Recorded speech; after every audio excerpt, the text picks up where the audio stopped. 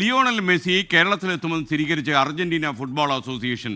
Argentina football team കേരളത്തിൽ കളിക്കും. November മാസം 10-നും 18-നും ഇടയിൽ തിരുവനന്തപുരത്തെ ഗ്രീൻഫീൽഡ് സ്റ്റേഡിയത്തിൽ മത്സരം നടക്കുമെന്നാണ് അറിയുന്നത്.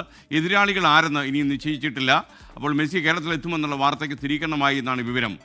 തിരുവനന്തപുരത്ത് നിന്ന് മനീഷ് മഹിപാലും അതുപോലെ സ്പോർട്സ് ഡെസ്കിൽ നിന്ന് ടെലിഫോണിൽ അനിൽ വാസുദേവ് ഉണ്ടാകും. ആദ്യം മനീഷിലേക്ക്. മനീഷ്, അർജന്റീനയിൽ നിന്ന് വരുന്ന വാർത്ത എന്താണ്?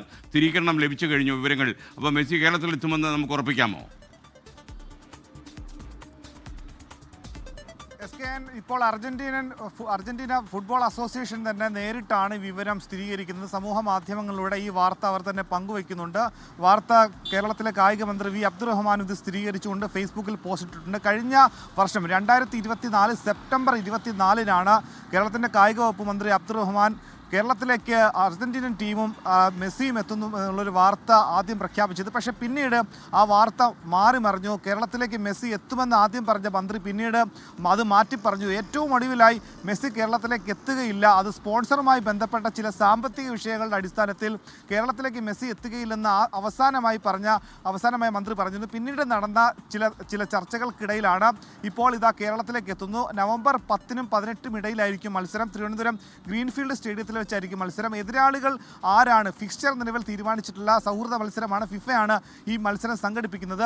അങ്ങനെ തർക്കങ്ങൾക്കൊടുവിൽ കേരളത്തിൻ്റെ കായിക ലോകത്തേക്ക് കാൽപന്ത് കളിക്ക് ആവേശമായി മെസ്സി എത്തുന്നു. ഇത്തവണ അർജന്റീന ടീമിൻ്റെ നായകൻ കൂടിയായിട്ടാണ് മെസ്സി എത്തുന്നു എന്ന പ്രത്യേകത കൂടിയുണ്ട്. കഴിഞ്ഞ 14 വർഷങ്ങൾക്ക് മുൻപാണ്, 2011-ലാണ് മെസ്സി ഇന്ത്യയിലേക്ക് ഇതിനു മുൻപ് ഒരു സന്ദർശനം നടത്തിയത്.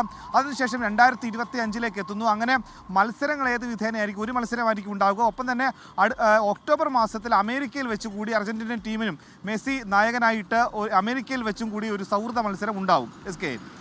ഓക്കെ, ഈ അവസരത്തിൽ അനിൽ വാസുദേവ് കൂടി ടെലിഫോണിൽ ചേരുകയാണ്. Anil, good morning.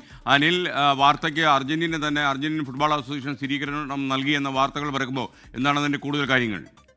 Good morning SKN. കാരണം ഇതിൽ ഏറ്റവും വലിയ കാര്യം, ആദ്യമായി ഇക്കാര്യത്തിൽ അർജന്റീന ഫുട്ബോൾ അസോസിയേഷൻ ഒരു സ്ഥിരീകരണം തരുന്നു എന്നുള്ളത് തന്നെയാണ്. ഇത്രകാലം മന്ത്രിയും അടക്കം അല്ലെങ്കിൽ പല ആളുകളും ഇക്കാര്യത്തിനകത്ത് വിളിച്ചിട്ടുണ്ട്, അവർ വരും എന്നതിന് പറയുന്നതിനപ്പുറം ഇക്കാര്യത്തിൽ ഒരു പൊതുമധ്യത്തിൽ ഒന്നും തന്നെ യാതൊരു തെളിവും ഉണ്ടായിരുന്നില്ല. പക്ഷെ എന്തായാലും അതിനൊക്കെ തന്നെ സ്ഥിരീകരണമായിട്ടുണ്ട്.